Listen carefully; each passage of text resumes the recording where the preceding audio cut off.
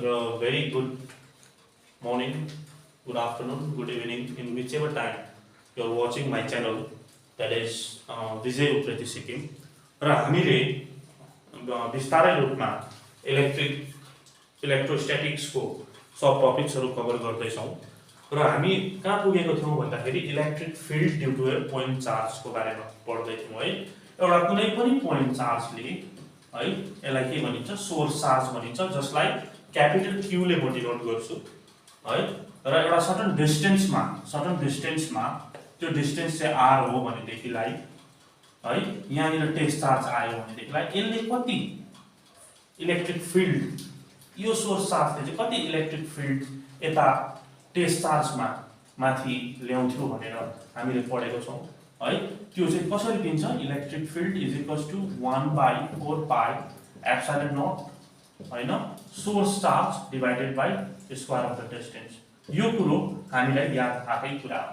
यो मैले अलरेडी अगाडिको भिडियो हेर्नुहोस्, जतिजनाले हेर्नु भएको छैन you can watch my earlier video and see this derivation हैन। एउटा सोर्स चार्जको कारणले गर्दाखेरि टेस्ट चार्जमा इलेक्ट्रिक फिल्ड कति हुन्छ भन्दाखेरि यो हुन्छ।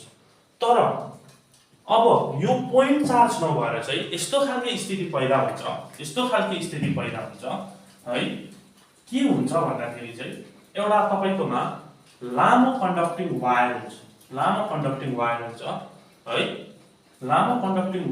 जसमा चाहिँ चार्ज इभनली डिस्ट्रिब्युटेड भएको हुन्छ, यसरी चार्ज डिस्ट्रिब्युट भएको हुन्छ, ठीक छ, एउटा वायरमा।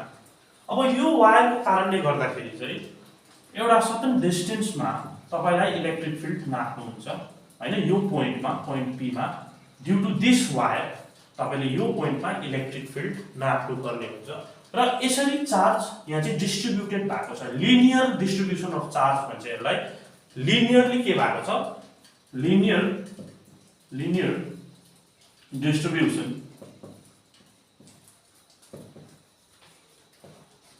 अफ चार्ज हैन, लिनियर डिस्ट्रिब्युसन अफ चार्ज।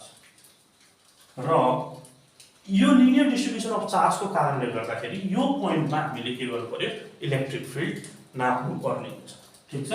र यो पोइन्ट चाहिँ तपाईको, यो पोइन्टमा चाहिँ तपाईको के आउँछ भन्दाखेरि इलेक्ट्रिक फिल्ड कति आउँछ भनेर हामीले के गर्नु पर्यो, जान्नु पर्यो। अब हेर्नुहोस् यहाँनिर यसरी इभनली चार्ज कसरी डिस्ट्रिब्युट हुन्छ भन्दाखेरि हामीले यो कन्डक्टिङ वायरलाई, यो लामो वायरलाई कुनै एक्सटर्नल सोर्सबाट चार्ज दियौँ, ठीक छ, क्यू चार्ज हामीले यसरी यसलाई दियौँ भन्दाखेरि चाहिँ सबै चार्ज चाहिँ गएर यहाँ सेटल हुन्छ है।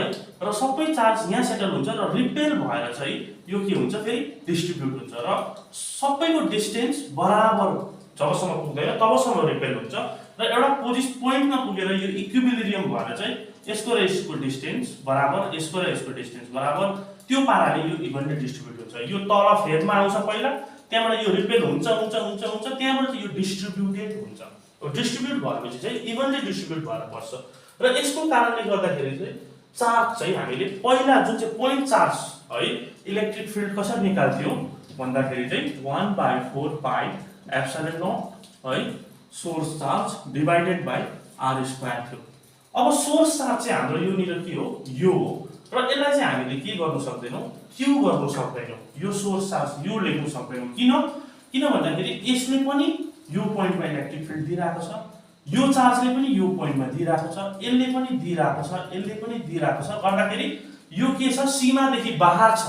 यो त इन्फाइनाइट लामो तन्केर कहाँ पुग्न सक्छ। जसरी पावर हाउसबाट हाम्रो घरमा के गर्छ, वायरको थ्रु हामीलाई के गर्छ, करेन्ट लिएर आएको हुन्छ र त्यो तार सँगसँगै तपाईँ निस्केर जानुभयो भने तपाईँ कहाँ पुग्नुहुन्छ, त्यो इन्फिनिटी हो। त्यही कारणले गर्दाखेरि जस्तो पोइन्ट चार्जको कारणले गर्दाखेरि इलेक्ट्रिक फिल्ड नापेर यो निकाल्दै थियो, त्यस्तै यो चार्जले चाहिँ हामी निकाल्न सक्दैनौँ। र यसलाई चाहिँ क्यू को बदली हामीले एउटा नाम दिएको छौँ फिजिक्समा, त्यसलाई भन्छ ल्याम्डा। ल्याम्डा भनेको चाहिँ के हो भन्दाखेरि चार्ज पर युनिट लेन्थ, ठीक छ। यदि 1 ल्याम्डा छ भने Q/L हुन्छ, र 1 मिटरको वायर छ भनेदेखिलाई 1 ल्याम्डा हुन्छ, 2 मिटरको वायर छ भने 2 ल्याम्डा हुन्छ, 3 मिटरको वायर लिनु भएको छ भने 3 ल्याम्डा हुन्छ। मिटरमा छुट्टाएर इलेक्ट्रिक फिल्ड निकाल्ने हामी गर्छौँ र यसलाई चाहिँ के भन्छ, ल्याम्डा, ठीक छ। Lambda is equals to Q/L।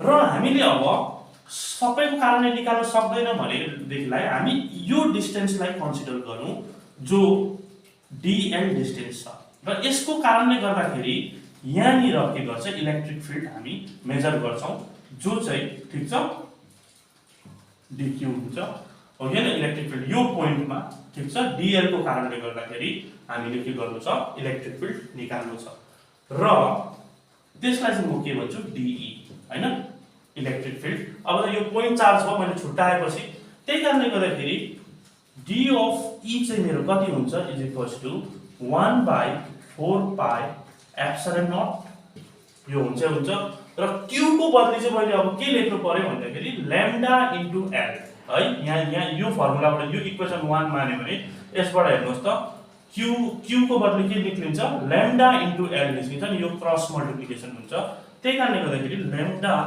Into अब यहाँ चाहिँ l नभएर के लेखेको छु मैले सानो डिस्टेन्स लेखेको छु dl है र यहाँ q को बदली चाहिँ मैले के लेख्नु पर्यो लैम्डा इन्टु dl लेख्नु पर्यो ठीक छ divided by lambda into dl divided by r square गर्छ र सानो पोइन्टको कारणले गर्दाखेरि इलेक्ट्रिक फिल्ड यति हुन्छ अब यो d लाई हटाउनु पर्यो किनभने मलाई इलेक्ट्रिक फिल्ड e मात्रै चाहिएको छ र d लाई हटाउनुको लागि क्याल्कुलसको युज गर्छौं त्यसलाई भन्छ इन्टिग्रेटिङ बोथ साइड है इन्टिग्रेसन गर्न सकिन्छ दुईटै साइडलाई के गर्न सकिन्छ इन्टिग्रेसन गर्न सकिन्छ इन्टिग्रेटिङ बोथ साइड हैन बोथ साइडलाई इन्टिग्रेसन गर्दा के पाउँछौं हामीले भन्दाखेरि चाहिँ अब यसलाई इन्टिग्रेसन गर्दा इन्टिग्रेसन र d काटिन्छ त्यही कारणले गर्दाखेरि इलेक्ट्रिक फिल्ड आइहाल्यो इज इक्वल्स टु 1/4 पाइ एप्सिलन नट यहाँ छँदैछ लैम्डा कांस्टेंट हो बाहिर निस्किन्छ